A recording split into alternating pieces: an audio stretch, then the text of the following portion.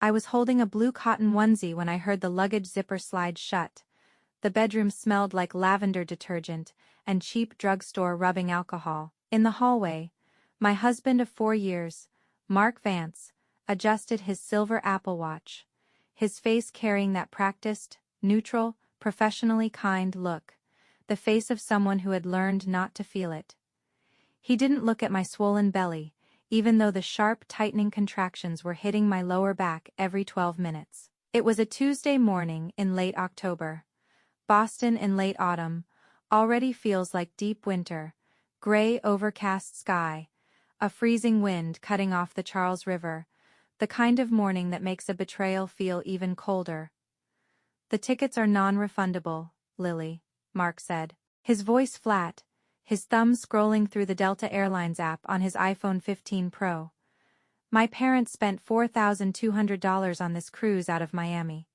I'm not throwing their money away just because you're feeling anxious."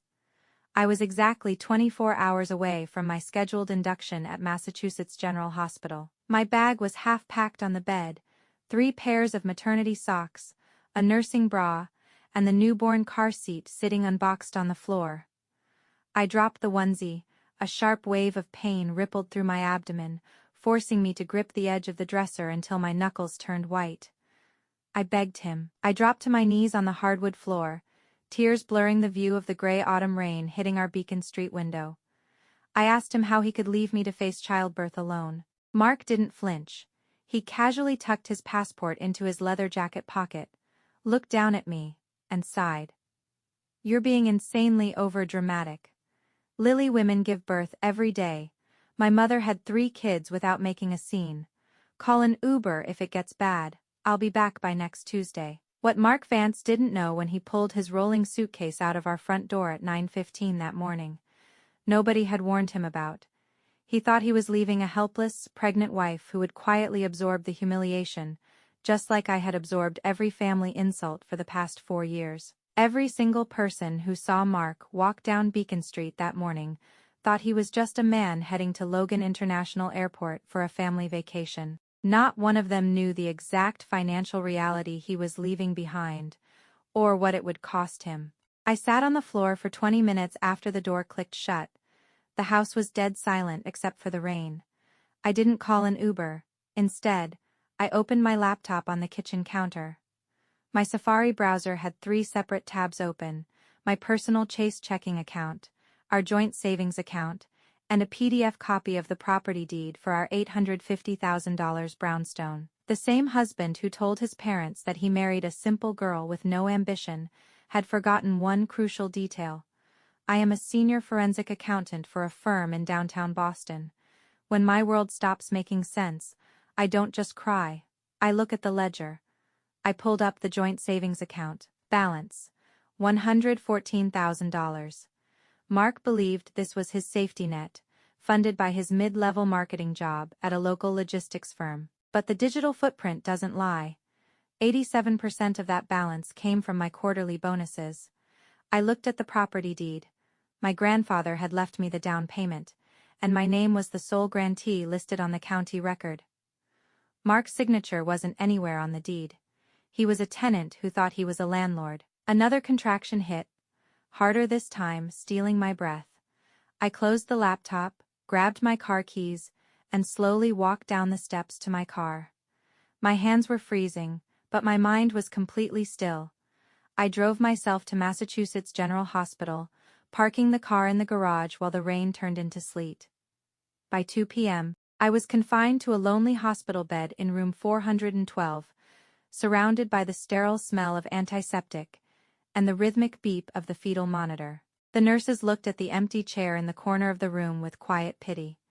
I told them my husband was stuck on a business flight with no cell service. It was a lie to protect my own dignity, but it was the last lie I would ever tell for Mark. At 4:47 p.m., while the Pitocin drip was intensifying the grueling labor pains, my phone buzzed on the bedside table. It was a text in the family group chat. My smug mother-in-law, Eleanor Vance, had sent a picture. The photo showed Eleanor, her husband Richard, and Mark standing on the deck of a luxury cruise ship, holding crystal glasses of champagne, with the bright Miami sun setting behind them. The caption read, "Family first. So glad our boy didn't let a little false alarm ruin our annual tradition." Some people just don't understand what family loyalty means. The devastating truth hit me like a physical blow. This wasn't a sudden, unrefundable trip. The timestamp on the booking confirmation visible in the background of Eleanor's photo showed the cruise had been booked in June, 4 months ago. Mark had planned this entire exit strategy right under my nose, explicitly scheduling it around my due date to ensure I would be excluded from the family image, entirely isolated at my weakest moment. I stared at the champagne glasses in the photo, the white sand of the Miami port, and my husband's smiling face. In that exact second, the heartbreak inside room 412 vanished. The tears dried on my cheeks, replaced by a freezing, calculated rage. If you believe that a mother should never have to open her phone during active labor, just to see her own husband celebrate abandoning her, hit the share and subscribe button right now, because what happened over the next 72 hours is something the Vance family never saw coming. I laid the phone down on the sterile white sheets. I closed my eyes as another contraction tore through my body, but I wasn't focusing on the pain anymore. I was counting the days until Tuesday. The delivery took 9 grueling hours. At 2:14 a.m. on Wednesday, while a brutal northeasterly gale rattled the double-paned windows of room 412, my daughter, Clara, was born into a room with only one parent. Mark didn't call, Eleanor didn't text. My phone sat completely dark on the tray, next to a cold cup of hospital ice chips. I held my 7-pound baby girl against my chest, her tiny fingers curling around my thumb, and as I looked at her, the final trace of hesitation evaporated. I wasn't just a forensic accountant anymore. I was a mother protecting an inheritance. By Thursday morning, the hospital staff cleared me for discharge. While Clara slept in her bassinet under the fluorescent lights of the recovery wing, I opened my corporate Dell laptop and logged into the Massachusetts District Court portal, using my firm's priority legal filing credentials. I drafted a petition for an emergency ex parte temporary restraining order and an immediate divorce filing based on marital abandonment and extreme emotional distress. I attached Eleanor's champagne group, chat photo, the cruise booking timestamps, and my medical admission records from Massachusetts General Hospital as Exhibit A. By 11:30 a.m. a family court judge in downtown Boston had signed the electronic order. Mark was legally barred from entering the Beacon Street property the moment he touched down on Massachusetts soil. But legal paperwork is only half the battle. The real extraction happens in the ledger. Every person in that hospital wing walked past room 412 that Thursday afternoon. Not one of them knew what I was executing from that standard hospital tray table. With Clara snoring softly beside me, I opened a Google Chrome tab next to our joint Chase savings account. Mark had his automatic payroll deposit tied to this account, and he honestly believed his $72,000 salary gave him equal ownership of our lifestyle. I executed a wire transfer of exactly $114,000, the entire balance, directly into a newly established private escrow account under my maiden name at Bank of America. Because the funds were predominantly derived from my documented corporate bonuses, the transaction was entirely legal. I left exactly $0 in the account. Mark's debit card was now nothing more than a piece of useless plastic floating somewhere in the Caribbean Sea. At 3 p.m. I called Arthur Pendleton, a trusted master locksmith based out of South Boston who had handled security upgrades for my firm's high-profile corporate clients. "Arthur, it's Lily Vance," I said, my voice completely flat and cold, devoid of the panic he usually heard from clients. "I need the entire lock system at the Beacon Street brownstone replaced. Every deadbolt, the back alley gate, and the keypad entry codes. It needs to be completed before 5 p.m. today." "Are we talking about a security breach, Lily?" Arthur asked, his voice cautious over the line. "The tenant has been evicted," I replied smoothly. "I will meet you at the property in 30 minutes with the sole deed of ownership."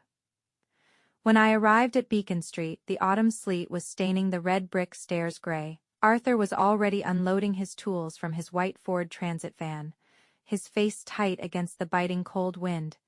he didn't ask questions when he saw the hospital band still wrapped around my wrist, or the infant car seat I was carrying with my left hand. He worked with practiced, military precision. Within 42 minutes, the old brass locks that Mark's key had turned for 4 years were dropped into a plastic bucket, replaced by heavy-duty, commercial-grade steel deadbolts. Arthur slid the 3 brand new silver keys across the kitchen counter. I took them without making eye contact, slid them into my pocket, and whispered, "Thank you, Arthur." He gave a solemn nod, packed his gear, and left. I stood alone in the center of the living room. The house smelled like old rain and Mark's expensive sandalwood cologne. I walked into his walk-in closet. He had left behind his favorite tailored suits, his collection of rare Nike sneakers, and his grandfather's vintage leather golf bag, the only 3 things he truly valued. I didn't pack them in neat boxes. I didn't ruin them either. I simply dragged every single piece of his clothing, his shoes, and his gear down the stairs and stacked them neatly inside our damp, unheated basement storage unit. The lock on that door had been changed too. On Friday evening, the cruise ship docked back in Miami. Mark's first text message hit my phone at 6:42 p.m. It wasn't an inquiry about whether his child had been born or if I was alive. The message read, "Lily, my card just got declined at a steakhouse at the Miami airport. Why the hell is the joint account showing a 0 balance? Fix this right now, I have a flight to catch." I stared at the screen, my thumb hovering over the glass. I didn't type a single word. I simply blocked his number, blocked Eleanor's number, and blocked his father Richard. I deleted the family group chat from my device entirely. The silence that followed was absolute.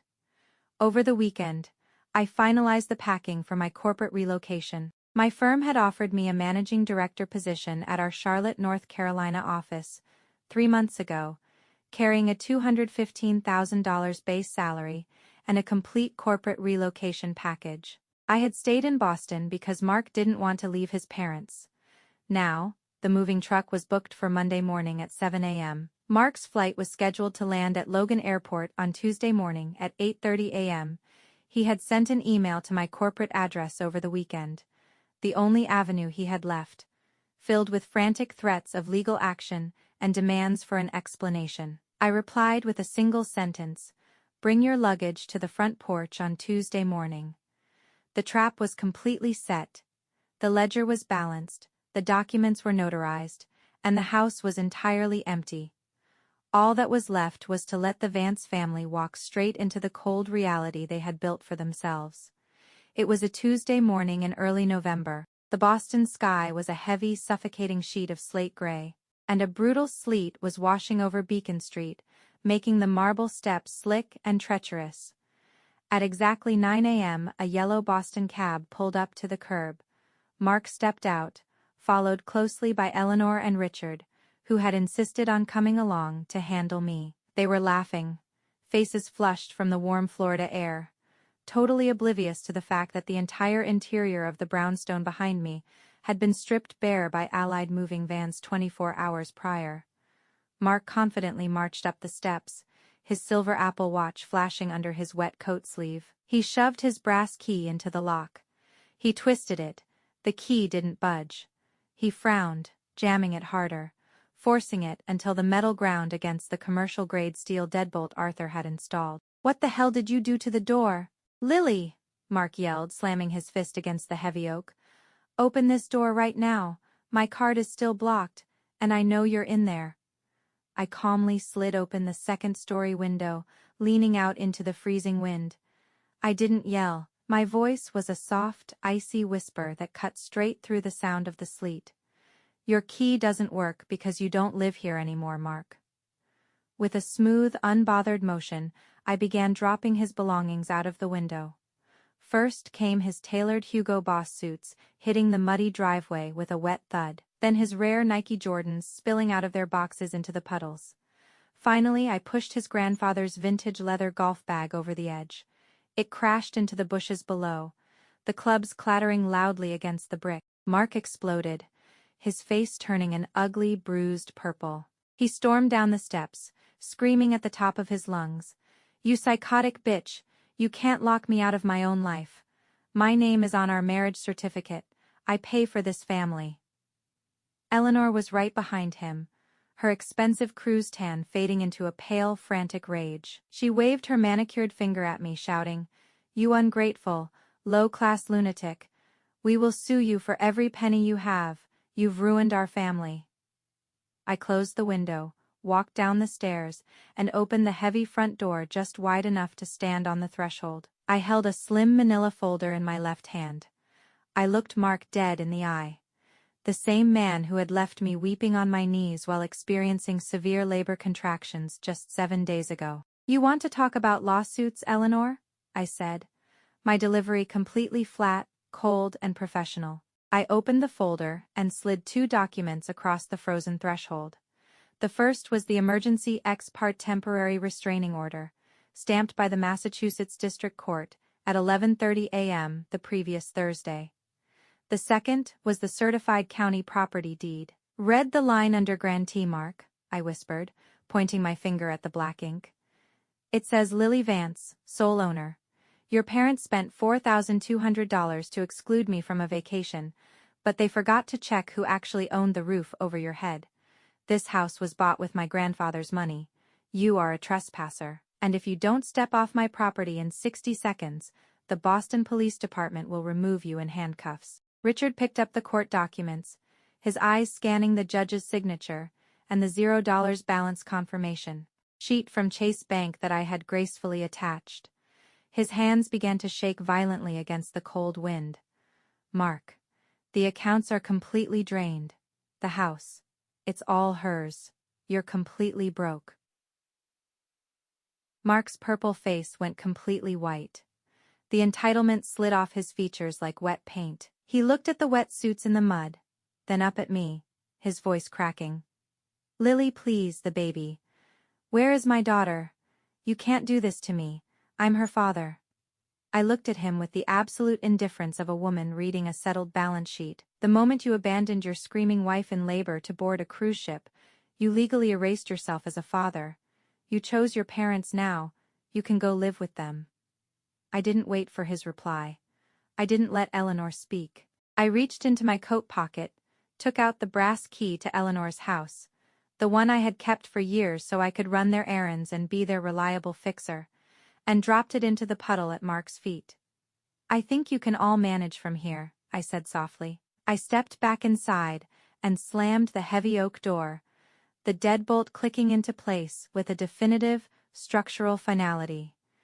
Through the thick wood, I could hear Mark screaming and Eleanor weeping into the autumn rain, but inside, the silence was beautiful. An hour later, I walked out the back alley gate, strapped Clara into her brand new car seat, and turned the ignition. My GPS was set to Charlotte, North Carolina. As I drove past Logan Airport, my phone lit up with the first of what would eventually become dozens of frantic, begging voicemails from the Vance family. I didn't look back. I turned the ringer off for good, stepped onto the highway, and drove into absolute peace.